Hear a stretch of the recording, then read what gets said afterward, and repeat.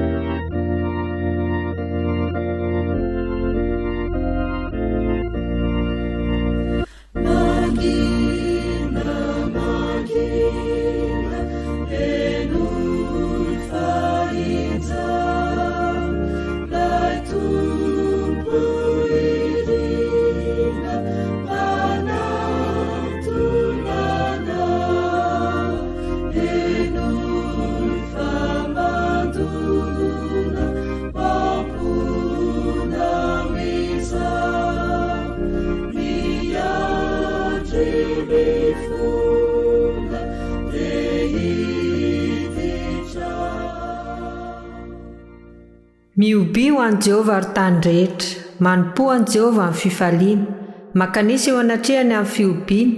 Aoka ho fantatrareo fa Jehovah ny Andriamanitra, izy no nanao antsika ary azy isika dia olony sy ondry fiandrina. Midira eo amin'ny vavahady amin'ny fisaorana ary eo an-kianjany amin'ny fiderana. Misaora azy, mankalazà ny anarany, fa tsara Jehovah, mandrakizay ny famindrapony ary miatra amin'ny taranaka faramandimby ny fahamarinana.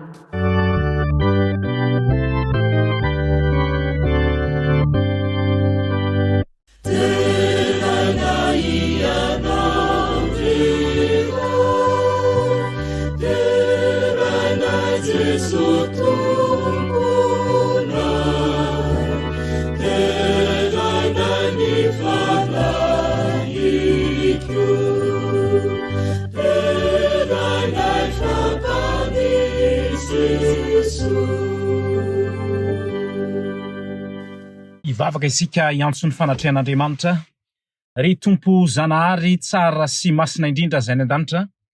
atolotra anao ny dera sy ny voninahitra ny saotra ary aoka ho anay kosa ny famindrampo sy ny fahasoavana. Amin'ity fotoana manokana ity dia handre ny teninao indray izahay, anatrika manokana n'izao fotoana izao any amin'ny toerana maro samihafa, mety eny ambony fiara ny sasany, mety ao atokantrano ao, no ny antony maro samihafa dia fantatrao ny miazona anay mety tsy andehananay ny am-piangonana koa aza. Ka dia mitalao aminao zay Tompo mba hanatrika amin'ny fahafenoana ary ny afatra zay iarahanay mandray eto dia mba hitondra fiovana sy fitahiana ho amin'ny fiainanay. Amin'ny anaran'i Jesosy. Amen.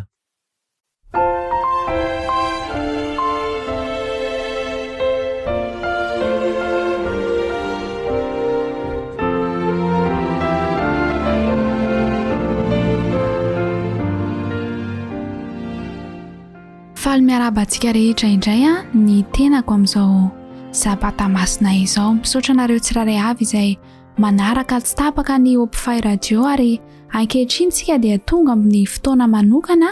ny amin'ny fanampom-pivavahana. Manasanao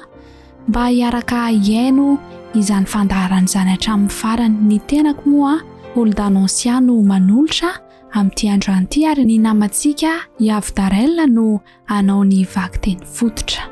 Amin'ity sabata dia ny firarintsoanay dia mba ho feno ny fanahin'ny masin'Andriamanitra ny tsika tsiraray avy, mba ahafahantsika mandray ny afatra izay horenesintsika rehefa aveo izay ho eto amin'ny mpanompony. Ho fanombohantsika izao fotoana izao dia andeha hiaraka anao ny hira fa 3:30 isika,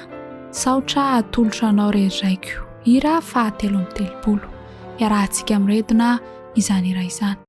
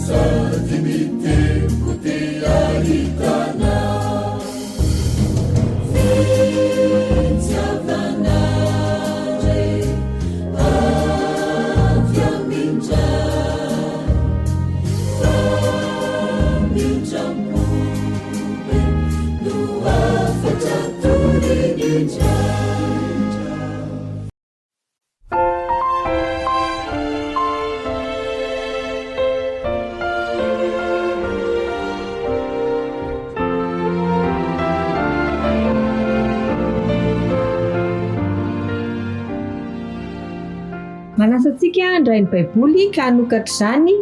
ao amin'ny Josoa 7:1. Josoa 7:1. Rehefa hitantsika izany dia vakiana amin'ny anaran'i Jesosy.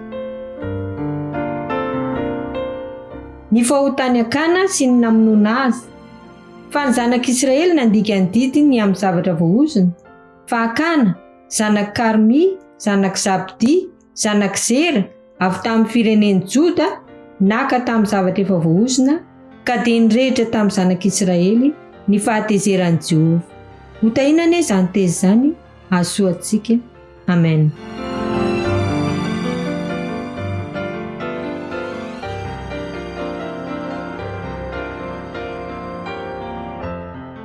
Hiara hivavaka isika. Rainay izay any an-danitra tsara indrindra, misaotra anao izahay noho ny tombon'andro mbola omenao anay. Azonay manandratra ny fiterana, ny fankasitrahana anao. Misaotra ny nanomezanao anay izao sabata masina fitsaharanay izao. Misaotra no ireo fitahiana sesehena natolotra ho anay nandritra ny enemaniny. Koa amin'izao sabata izao dia manolotra ny fonay manontolo anao izahay. Vonoa ny fahotanay izay hevitra mampisaraka anay aminao. Hamasino izahay ary meo anay manokana ny valim-bavaka izay angatahany zanakao rehetra na aiza na aiza toerana misy azy ireo. Raha misy azony tsy fahasalamana sy trano izy ireny, raha misy azo pahoriana ampaherezo isan'andro mba tsy ho irery, raha misy manana olana mba ao ny olana rehetra izay sakana misy eo amin'ny fiainan'ny tsirairay. Mahatoky aho Tompo, fa heninao avokoa ny sentim-pony tsirairay avy izay mihaino izao radio izao anio, koa tanterao izany noho ny amin'ny anaran'i Jesosy Kristy ilay efa maty ho anay. Amen.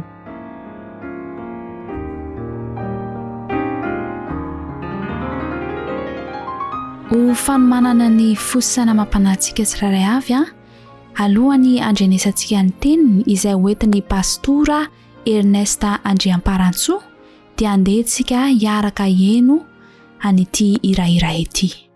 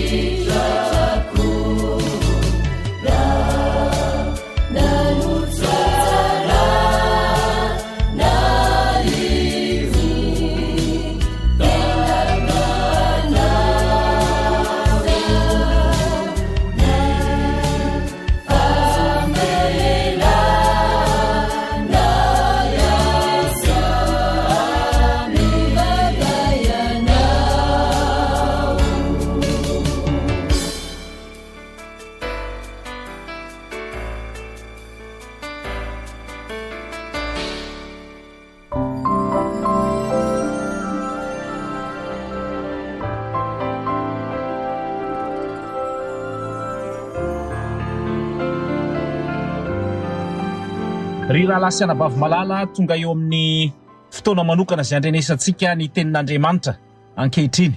Inoko fa efa tsindrin-daona isika ary vonona tanteraka any amin'ny toerana maro samihafa izay misy antsika any andre ny tenin'Andriamanitra. Tadidio fa amakivaky ny bokin'ny Josoa isika ary ao raha teo zany anangalantsika ny afatra isaky ny sabata toy izao aloha hatreto ny tokony ho fiainana, ny tokony aherezantsika hatrany eo amin'ny fanaranan'ny tompo, ny fitantanan'ny tompo ny fiainan'ireo vahoakany ary indrindra ihany koa ny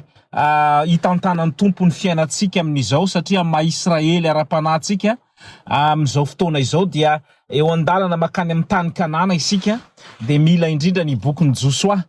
miatrika an'ireo ady ara-panahy, ady isan-karazany eo amin'ny fiainana dia manome torohevitra antsika ny bokin'ny Josoa. Ary eo amin'ny Josoa toko 7 isika izao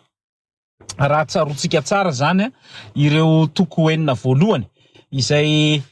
misy zavatra maro samihafa izay nifandimby eo an-dalana makany amin'ilay tany Kanana.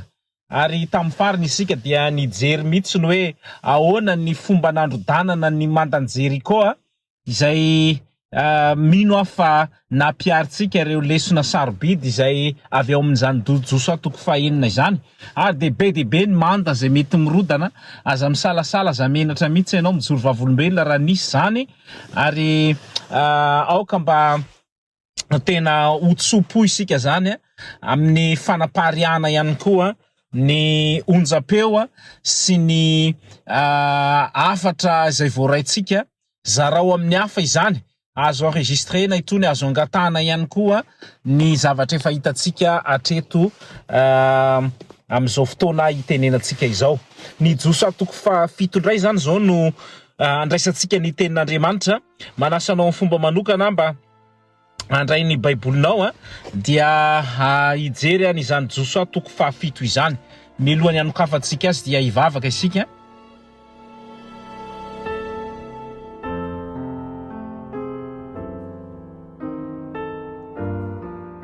Fanamasina ny teny dia anao ary ianao no nanindry mandry ny mpanoratra. Matoa voarakitra ao anatin'ny soratra masina na ny baiboly ireny afatra ireny dia natao ho fitahiana sy tondra hery ho anay ka dia misaotra indrindra fa omendalana ianao no hiteny fa izaho kosa dia hiafina tanteraka eo ambadiky ny azo fijaliana amin'ny anaran'i Jesosy. Amen.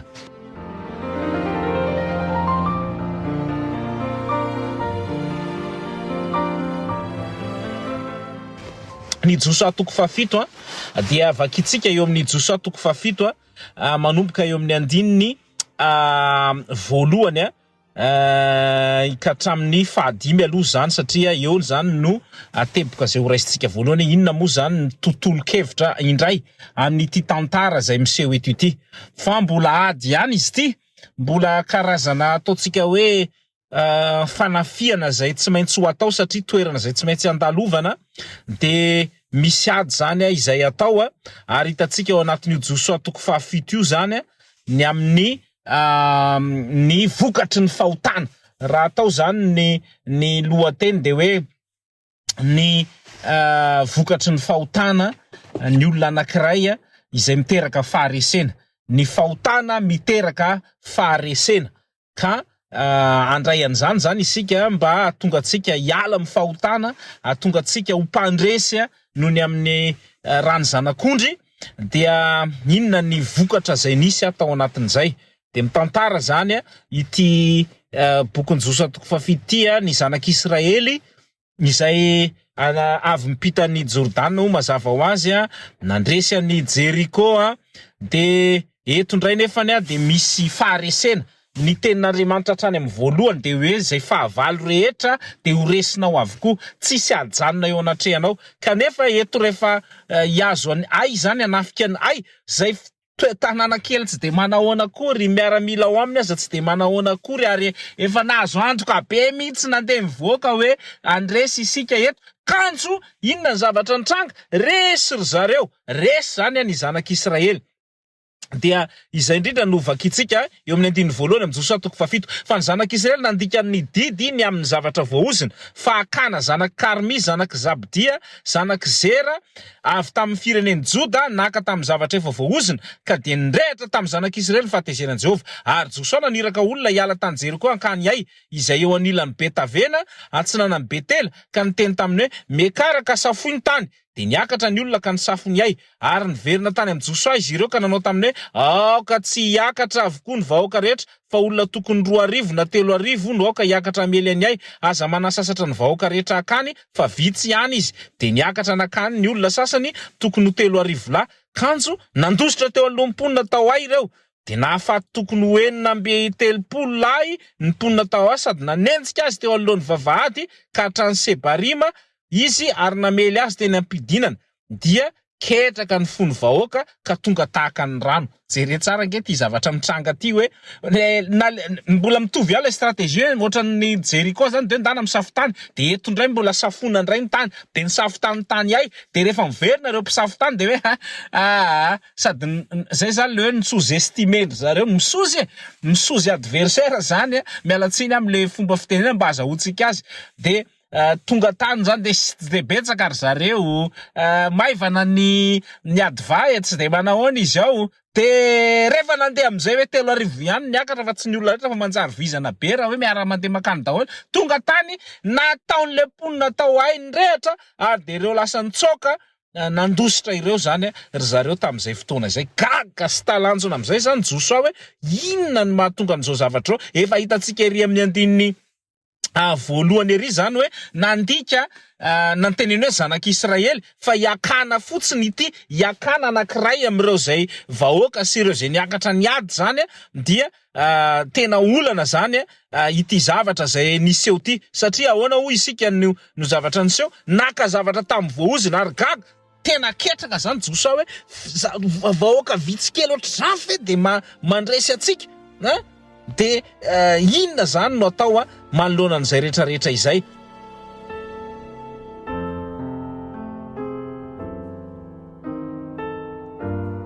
de io zany ny lesona voalohany zany de le hoe ny tsy fankatoavana riavana dia tena hoe ataotsika hoe tsy fahalemena fotsiny fa tena mety isy conséquence goavana be ho an'ny fiarahamonina manontolo ho an'ny fiangonana manontolo ny tsy fankatoavana ho an'ny fianakaviana manontolo ny tsy fankatoavana ary eto efa niteneny hoe aza maka ininona mihitsy mbola naka ihany ty rangaha anankiray ty ka zay zany no hoe ny teboka zay resantsika eto zany de hoe ny fahotana izay matetika moa fahotana zany de miafina foana tsy ndraindray tsy miariary fa io zany araka ny hitantsika eto amin'ny ity lesona momba ny Akana ty dia ohatrany efa fanaon'le rangady ohatrany hoe zavatra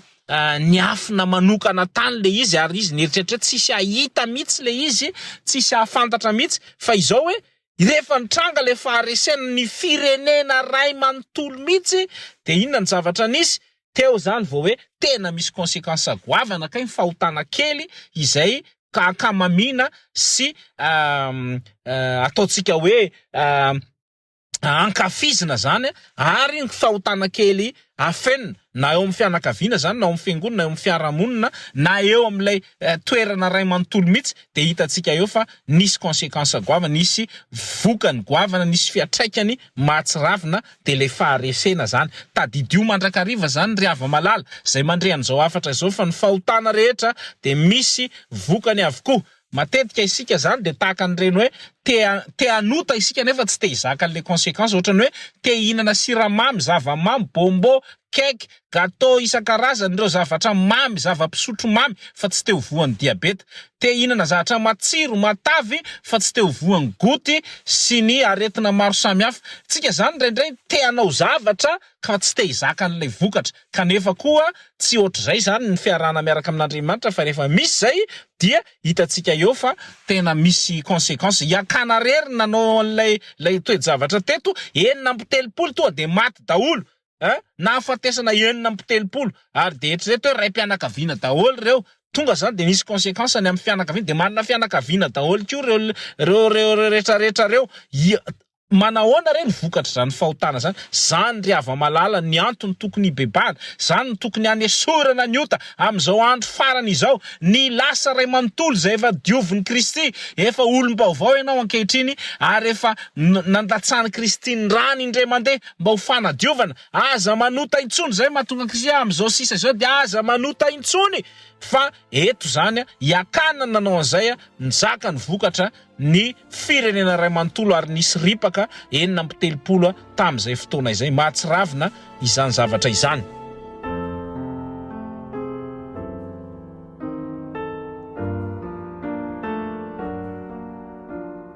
Ny teboka faharoa dia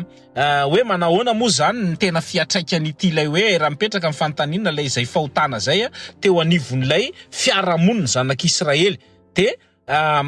Joshua zany tsy de olona zatra faharesena loatra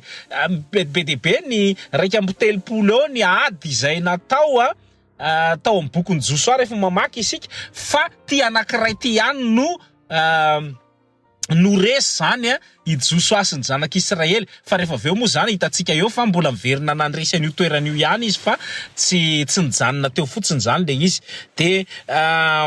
fa na izany aza de nandray lesona Joshua zany hoe tena tsy normal ny teny fikasana efa mipetraka Jehova mihitsy miteny hoe ho resinareo daholo reo nilay toerana zay adivana tsy ngeza no Jeriko sy zay efa nandalovana teo aloha kanefa eto de zao hoe resi zareo mianatra lesona ihany koa zany ny amin'ny faharesena zay misy ny zavatra zay mitranga eo amin'ny fiainana dia mianatra lesona isika ry hava-malala ny olona tsy mahay mandray lesona fa miverina eo amin'izay faharesena nahazo foana de zany no atao hoe adala indrindra eo amin'ny fiainana ka isika rehetra zany raha misy zavatra naharesy anao raha misy zavatra tsy nahomby azy anao andraisana lesona reny ary Andriamanitra de manisy faharesena koa raha raisina amin'ny angle hafa zany de zao hoe mety ataon'Andriamanitra resy anao mety ataon'Andriamanitra lavo anao mety ataon'Andriamanitra misy toe-javatra mitranga eo amin'ny fiainanao mba andraisanao lesona ianaranao amin'izany ary atonganao mpandresy indray amin'ny manaraka ry hava-malala ny miaraka amin'Andriamanitra dia misy testa misy foana zany ny épreuve misy miaka-midina misy faharesena misy fandresena isan-karazany fa ny anjarantsika de tsy mahazo kivy fa mitohy foana ny zavatra rehetra inona nataony Joshua eo amin'ny toko 1 toko 7 andiny 1 ka hatramin'ny 12 de zao nivaky ny teny amin'ny anaran'i Jesosy dia notriariny Joshua ny fitafiana ny ankohaka tamin'ny tany teo anoloan'ny fiaran'i Jehova mandra-paharivan'ny andro izy sy ny lolon'i Israely sady nasiany vovoka ny lohany ary Joshua indrisy Jehova Tompo nahoana ny nampita ty firenena ty foana teto Jordan ianao anloranao anay eo an-tanan'ny Amorita andringanana anay inay ane zay mba nety nitoetra tany an-tafon'ny Jordan ihany indrisy Tompo inona intsony no lazaiko fa ny Israely efa niambo teo alohan'ny fahavalony ary reny Kananita sy ny mponina rehetra amin'ny tany zany de anodidina anay izy ka hamono ny anarany tsy eo amin'ny tany intsony hamono ny anaranay tsy eo amin'ny tany intsony ary ataonao na ny anaranao lehibe de ho Jehova tamin'ny Joshua mitsangana nahoana ny miankohaka toy izao ianao zay zany lay zavatra nisy miresaka zany Jehova de andiny 10 efa nanota ny Israely ka nivadika ny fanekeko zay nandidiko azy fa efa naka tamin'ny zavatra voziny izy sady nangalatra sy namitaka koa ka nataony ho ao amin'ny entany koa tsy mahajanony eo anoloan'ny fahavalony ny zanak'Israely miambo eo anoloan'ny fahavalony izy satria tonga voaosina tsy ombanareo intsony aho raha tsy ho levonina tsy ho eo aminareo ny zavatra efa voaozina ry hava-malala zany ny toe-javatra misy rehefa misy faharesena rehefa misy toe-javatra ohatran'izany de tokony tahaka ny Joshua mandeha manetry tena mandeha mivavaka mandohalika mikaroka indray ny tavan'i Jehova mandeha mihitsy ny bebaka de zay moa fomba naneondry zareo azy ety velany tena asina lavenina mihitsy ny lo zany miankohaka eo anatrehan'i Jehova ary mitalao mitomany mitritra fitafiana mihitsy hoe ahoana ny mahatonga an'izao zavatra zao de ho afa baraka mihitsy ianao Jehova ny amin'izao zavatra zao hoe ary akoatran'izay Jehova de zao hoe ireo fahavalo rehetra de ho faly ary vao maika ataony ripaka daholo izay ho foana eto amin'ny tany satria mbola isy fahavalo maro be ny eo anoloana zany andringana anay ny Kananita ny Amorita mbola aizy zany Jehova de teo am'izay zany Jehova vao niditra an-tsehatra hoe zao ry Joshua misy zavatra zay nataony sasany am'ireo zanak'Israely reo ka izao hoe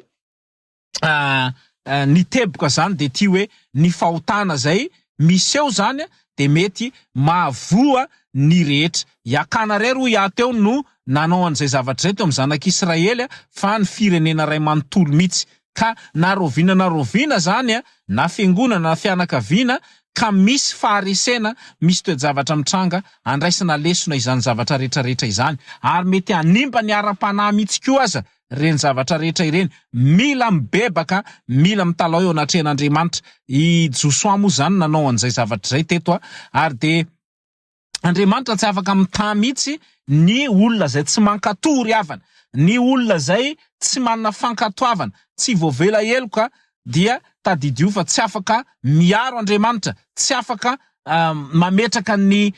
fitahiny am'zany olona izany. Ka eto zany raha tiatsika ny azo fitahina, raha tiatsika ny azo fiarovana, raha tiatsika ny mbola azo ny fahasoavan'Andriamanitra, mila mihitsy isika mitaraina, mitalao, mibebaka raha misy fahotana zay afenina. Move mbola misy fahotana zay afeninao androany, lesona lehibe hoe mila borana eo anatrehan'i Kristy zany, diovina tanteraka ary mandeha mitsangana indray mahazo an'zany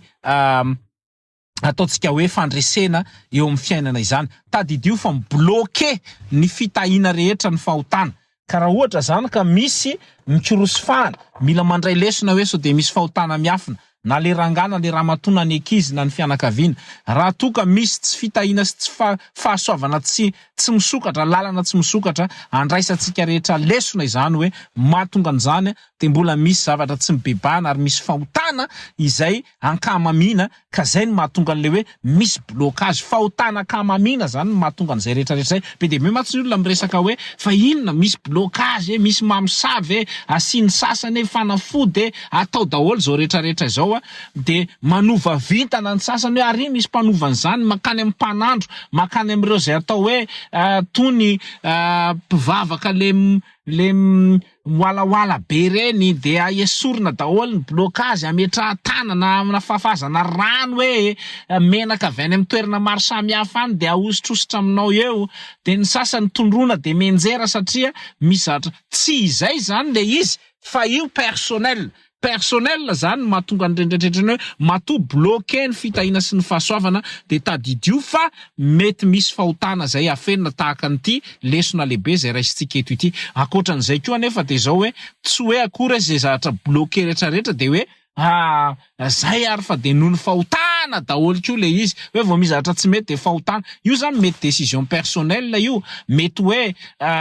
les compétences anao koa, raha ohatra hoe asa zany ny resana de tsy mety azonao le asa, mety anao ngamba ny tsy ao anatin'le izy hoe zavatra hafa ny talentanao nefa le asa tadiavina eto, ny olona tafiditra ato fa ianao mety tsy manana le fanomezam-pahasoavana. Mety misy resaka critère ihany koa zany izay ao anatin'le izy. Fa renao zany ny hevitra koa isaky mizahatra mitranga de hoe ozona, isaky mizahatra mitranga de lasa tahotra zany no mibaiko ny fiarahanao amin'Andriamanitra, lasa ohatrany hoe matahotra. Ka ny fiarahantsika amin'ny tompo zany, ny fivavahana amin'Andriamanitra de tsy baikon'ny tahotra ry hava malala fa ianao baikon'ny fitiavana, baikon'ny fankatoavana, baikon'ny finoana matanjaka ary de mandroso mandrakariva eo amin'izany teboko ny fandresena izany. Ka eto zany de tadidio fa hoe tsy afaka mità mihitsy raha ty lesona ty, raha ty contexte ty, tsy afaka mità ary tsy tian'Andriamanitra mihitsy no hoe misy makamamy fahotana nefa vahoakany. Ary ianao tsy amelan'Andriamanitra zany. Raha vao mbola zanak'Andriamanitra ianao, miantso ny anarany isan'andro ianao, tsy amelana ianao tadiavina. Ny olona efa any amin'ny camp satana zany tsy tadiavina, efa ny satana raha teo izy efa nanapa-kevitrany am'izay. Fa raha vao mbola hoe mpanompon'Andriamanitra, zanak'Andriamanitra ianao, miantso ny anaran'Andriamanitra, mankatony didin'Andriamanitra sady mino an' Jesosy, de tadidio fa tadiaviny manjakariva ianao, naiza misy anao, dia ahitsy ny ray ianao, meny tsorakazo ianao, tsy amelana zany ianao. Ary de zay ny mahafinaritra amin'ity Andriamanitra ty hoe ny zanak'Izraely na de efa nanota azy, na de efa mivily lalana azy, de mbola eo ihany ny tompo, tsy amelany mihitsy. Manoloana fahavalo mety resy fa hoe misy zavatra mila esorina de verina indray ny fandresena. Zay zany mahafinaritra amin'ity Andriamanitra ty hoe tadidio fa manitsy, mamboatra, manefy zany daholo ny zavatra zay ataon'ny tompo amintsika tsirairay avy.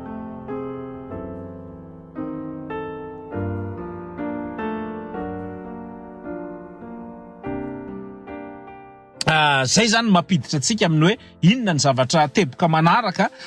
tapany fahatelo zany ao anatin'le izy de hoe Andriamanitra dia mampiariary mihitsy ary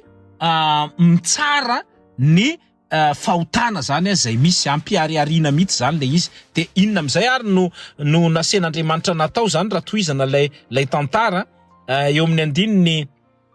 17 de zao nivaky ny teny mitsangana manamasina ny vahoaka ka lazao hoe manamasina ny tenanareo mandra-pahamaraina fa izao no lazain'i Jehovah Andriamanitra ny Israely eo aminao misy zavatra eo voahozina ry Israely ka tsy mahajanona eo alohan'ny fahavalonao ianao mandra-panaisotrareo ny zavatra efa voahozina tsy eo aminareo tsony dia ampanatonina anareo raha maraina araka ny firenena avy koa ny firenena izay tanan'i Jehovah dia anatona isam-pokony ary ny foko izay tanan'i Jehovah dia anatona indray isam-pianakaviana ary ny fianakaviana izay tanan'i Jehovah dia anatona indray isam-batan'olona koa izay azo mitana ny zavatra voahozina dia hodorana amin'ny afo izy mba amin'izay rehetra mety ho azy satria nivadika ny faneken'i Jehovah izy ka nanao izay fady indrindra teo amin'ny Israely. Zay zany ny zavatra manaraka de mitoy eo moa zany le izy noentina daholo ny foko tsirairay avy nandeha teo daholo zany ny foko ny fandimby dia ny anisy ny fianakaviana tsirairay avy de araka an'ilay baiko teo zany hoe nandeha aloha ny foko firenena de mandeha ny foko de mandeha indray ny isaky ny fianakaviana de tonga teo amin'ny 17 de hoe de ny fitondra ireo fokony Joda izy ka ny fianakaviany Zera no tanana de nampanatona ny fianakaviany Zera indray isam-batan'olona izy ka Zabdin no tanana de nampanatona ny ankohonany araka ny olona tsirairay izy de Akana zanak Karmia zanak Zabdi zanak Zera avy tamin'ny firenen'ny Joda no tanana de ho Josia tamin'ny Akana anaka masiny ianao omeo voninahitra Jehovah Andriamanitra ny Israely ka mitsora aminy ary lazao amiko ankehitriny izay nataonao aza feninao azy zany ary Akana namaly an Josia ka nanao hoe entiko izao no nanota tamin'i Jehovah Andriamanitra ny Israely ary izao ka izao no nataoko nahita kapô tsara avy any Babilôna aho sy sekely volafotsy 200 ary anjam-bolamena lanja sekely 50 tamin'ny babo de nitsiritra ireny aho kanaka ary indreo voafinao ambanin'ny tany amin'ilay ireny ary ny volafotsy eo ambaniny de naniraka olona Josia ka niazakazaka anakany amin'ilay ireo ary indro voafina tao amin'ilay ny zavatra ary ny volafotsy tao ambaniny de nalainy avy tamin'ilay ireny ka nentiny teo amin'ny Josia sy ny zanak'Israely rehetra ary napetrany teo anatrehan'i Jehovah de nalainy Josia sy ny Israely rehetra Akana zanak Zera ary ny volafotsy sy ny kapoty sy ny anjam-bolamena ary ny zanakalany sy ny zanakavaviny ary ny ombony sy ny brikiny sy ny ondriny amanosiny ary ny lainy mba amin'izay rehetra nety ho azy de nentiny ho ao andoha sahakora ireny ary Josia andray ny loza mampidirinao taminay mba hatonga loza aminao kosa Jehovah anio de nitora-bato azy ny Israely rehetra ary nandoro ireny tamin'ny afo sady nanangom-bato teo amboniny de nanao atotam-bato lehibe anarona azy mandraka androany izy ary Jehovah dia nionona tamin'ny fahatezera mirehitra izany nanaovany anaran'ny tany mandraka androany hoe loasa akora riava malala tsy moramora ny conséquence ny zavatra mety mitranga noho tsy fankatoavana kely ataony tsirairay avy miala amin'ny fahotana andao ibebaka amin'Andriamanitra fa mahatonga faharesena eo amin'ny fiainanao zany mahatonga faharesena eo amin'ny ankonanao zany mahatonga faharesena eo amin'ny fiangonana sy izay rehetra mety mifanakaiky aminao izany rehetrarehetra izany raha hoe ny endrikendrehana indray aloha zany de hoe Andriamanitra manokatra lalana ho an'izay rehetra endrikendrehana sy hanaovana zavatra tsirariny raha hoe tena tsirariny le zavatra nitranga ty manokatra lalana Andriamanitra ary manohy ny fitahiny foana fa raha ohatra n'ity zavatra nataony Akana teo tena nisy mihitsy le izy tena nataony Akana action accompli mihitsy le izy mission zay nataony Akana ty de tena hoe tsy mandefitra amin'izany Andriamanitra ka izao hoe eto zany dia hitatsika eto hoe inona ny zavatra nisy tena hoe nampalahelo tena nampalahelo mihitsy ary de naharihary lasa fitsaram-bahoaka mihitsy zany ilay zavatra niseho tamin'ny Akana teto amin'ity fotoana ity tena hoe ny exposena teo anatrehan'ny olona rehetra mihitsy ary de mety hoe tsy napoziny Akana le izy mety nafenina manokana mihitsy ary tany amban'ilay tsisy pahita mihitsy nareo le olona avy niady aza fa de nafenina zany rehetrarehetra izany ary de izao ny ariary simba tanteraka ny zavatra rehetra de zao hoe ny zaka ny conséquence an'izay daholo ny vady amanjanany sy ny zanalahy zanavavy hatramin'ny omby sy ny briky ny lay de nidorana ary natao atotam-bato lehibe ny toraham-bato mihitsy zany ny fitsarana tena hoe mafy de mafy ny fitsarana manoloana n'izany zavatra rehetrarehetra izany mba hanadiovana tanteraka. Andriamanitra zany de tsy mitsitsy rehefa resaka fahamasinana hoe masina zany zavatra zany, rehefa resaka hoe fahamasinana zany dia tsy mitsitsy mitsy Andriamanitra. De ohatran'izany ihany koa na io zavatra hoanina io zay nge mahatonga an'Andriamanitra re am'le Levitikos 24:4 rehefa mamarana ny hoe reto daholo ny azo hoanina sy tsy azo hoanina, de hoy izy hoe aza mandoto ny tenanareo amin'ny zavatra mandadina mikisaka fa masina hoy izy aoka ho masina ianareo tahaka ny tenako izay masina. De mbola misy mihinana an'izany ihany, ho rava sy ho potika, ho dorana, ho levona amin'ny afo ndray andro any, ka tsy mitsitsy ny amin'ny fitsaranan'ny olona zay mandika an'ireny zavatra momba ny fahamasinana izingizingo tsara raha resaka fahamasinana de tsy mandefitra mihitsy Andriamanitra. Ka de zao hoe anjaranao zany mbola mety hisy fotoana resantsika inona daholo moa zany le lazain'i Jehovah hoe masina zany ohatra hoe sabata zany zao de hoe manamasina ny sabata mahatsiarova ny andro sabata anamasina azy, fa masina sabatan'i Jehovah. Ka ianao nefa mandika an'izany, ianao nefa tsy manaiky an'izany, tsy mankatony sabatan'i Jehovah zay masina anazy hatramin'ny famoronana io misy fahamasinana ny sabata, zany ny tain'i Jehovah sy nanamasina ny andro sabata. Nefa ianao mandika an'izany raha vao zavatra momba ny fahamasinana ka angalarinao indray le andro anankiray, io zany mety tsy voatery zavatra angalarina be hita be ohatran'ny akana, fa mety hoe ny andro efa mena fito isika de ndray an Jehovah mbola lainao ihany. Ohatra zany ko hoe masina ny afafolo-karena, ianao nefa mbola maka le hatramin'le apafolony aza mbola lainao, mitondra tsy fitahina, mitondra tsy fahasoavana, mitondra ozina, mitondra blocage ny fandikanan'ireny zavatra reny. Riava malala, anjaranao mieritreritra androany manoloana an'ity lesona lehibe ty fa ny teboka de hoe tena misy hery lehibe ao amin'ny fahamasinan'Andriamanitra, ary isika de mila mandray an'izay hoe fahamasinan'Andriamanitra, mitandro ny fahamasinan'Andriamanitra izay, mitandro ny fahamasinana sy mankatoa izay rehetra lazain'ny Tompo, satria mahatonga fahatezerana lehibe eo aminy zany ny tsy faneketsika an'izay fahamasinana izay. Ka ny fahamasinana de tena zava-dehibe eo amin'Andriamanitra sy ny fanatrehan'Andriamanitra, satria masina izy. Ary amin'ny Apokalipsy dia milaza izy fa masina, masina, masina. Ny Isaia koa de mbola miteny masina, masina, masina. Ka raha ohatra zany ka miala amin'izany isika de misy faharesena goavana eo amin'ny fiainana. Ny antso anao androany de zao hoe andao hibebaka, andao hiala amin'ny ratsy fanao, andao hiala amin'ireo péché mignon rehetrarehetra, ireo fahotana kely akamamina sy akafizina, hialantsika reny rehetrarehetra reny, ary an'olo tena tanteraka ho an'i Kristy. Raha toa ianao ka manoloana blocage, mandiny tena isika ary manaraka hoe inona zavatra tsy nankatoaviko, inona zavatra tsy mety, fa mahatonga fandravana, faharavana, mikorosofahana mihitsy ny fiainana, mikorosofahana ny asa, mikorosofahana ny fahasalamana, raha toka misy olona zay tsy mankatoa ny baikon'Andriamanitra ny amin'ny fahamasinana indrindraindrindra, de misy faharesena zany eo amin'ny fiainana. Tsy hanao tahaka ny akana isika fa handray lesona ny amin'izany, ary zao hoe rehefa nitranga zany zavatra rehetrarehetra zany de tsy nisy tsony fahatezeran'i Jehovah, de niverina ny adiny ray ny zanak'Israely, de afaka ry zareo zany hiay ary nandresy. De ohatra zany ihany koa ane isika rehetra, rehefa avy mibebaka ao aorianan'izao afatra izao, miala amin'ireo fahotana, tonga de manao décision ferme, de zao hoe hisy fitahina, hisy fahasoavana, ho salama tsara, ho andeha mizotra tsara ny asa fivelomana, ary hisy fahasoavana lehibe avy amin'ny Kristy ane ny fiainantsika tsirairay avy. Ny Tompo no ametraka an'izany teny zany ao am-ponao ary ahatonga anao handray décision fa tsy maintsy miovatra any ny fiainantsika tsirairay avy. Hivavaka ho anao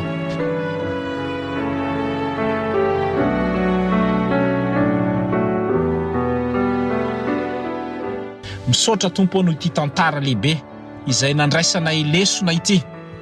fa indraindray eo amin'ny fiainanay koa de misy tsy fankatoavana, indraindray eo amin'ny fiainanay na de fa zavatra tsotra kely aza de ohatra mandresy anay zany, tahaka an'ireo mponina tao ay izay tsy misy 2 arivo akory nefa ny nalefa amin'ny mpiady 3 arivo tsy nandresy azy ireo, mbola ripaka koa aza noho ny fahotana izay nataony akana. Jesosy aoka mba tsy hisy akana intsony aminay rehetra ireto, hiala mitoetra ny akana izay manafy-pahotana, tsy mankatoa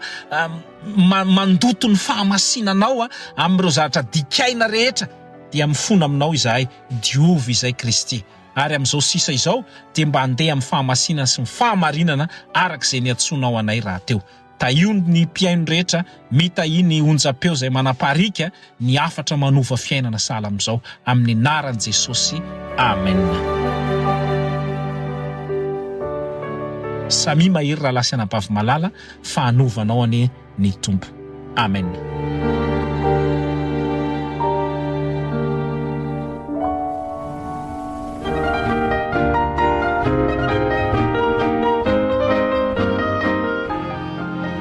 Misaotra an'Andriamanitra lehibe indray isika satria mbola afaka nandria ny teniny manokana izay noentiny mpanompony teo iny. Ankehitriny dia ny firarointsoanay dia mba hitoetra aty anatintsika tsirairay avana izany teny izany, tsy handalo fotsiny amin'ny sofina fa mba hitondra fiovana ara-panahy eo amin'ny fiainantsika. Ary ny fanirianay moa zany eto amin'ny Open Radio dia ny anandratra fanantenana amin'ny fiainantsika tsirairay avy ireo. Ankehitriny dia mifarana sahady ny fandaharana fanompom-pivavahana amin'ity androandroany ity, fa manome fotoananao indray zahay amin'ny herina ny toy izao eto amin'ny Open Radio. Isaorantsika manokana ny mpanompony Pasteur Ernesta Andriamparantsoa izay nitondra ny teniny teo, ary izao moa Nonsiara Zakanjoary no nanolotra ny fandaharana tamin'ity androany ity dia manome velomanao indray mandra-piona amin'ny manaraka indray.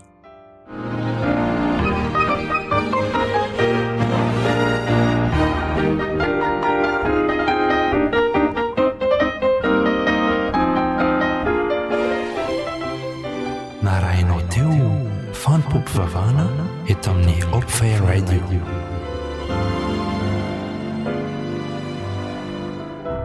Azonao atao